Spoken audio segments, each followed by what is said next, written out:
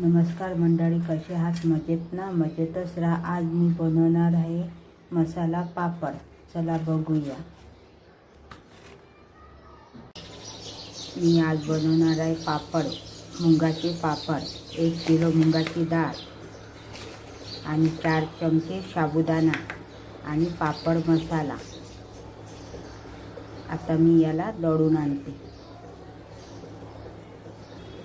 1 kilo पीठ मी दळून आणलं. पिठामध्ये मी काय टाकणार आहे तुम्ही व्हिडिओ शेवटपर्यंत बघा. त्याने पापड खूप फुगतात. चला बघूया. आपल्याला जर पापडमध्ये मसाला टाकायचा असला, 1 किलोला 1 पाकीट नाही टाकायचं, 4 चमचे टाकायचं आणि नंतर मी एक टिप्स सांगणार आहे ते टाकायचं. त्याने पापड फुलतात. पापड पीठ आपण दळून आणलेलं ते आणि पेस्ट जे आपण बनवली घरी ते, आणि त्याच्यामध्ये मी हे बटाटा उकडलेला टाकणार आहे. यांनी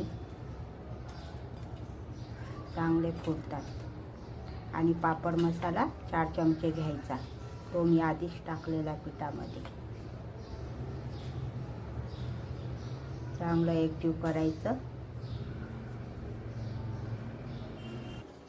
आता याला 2-3 तास ठेवायचा. नंतर पापड लाटू आपण.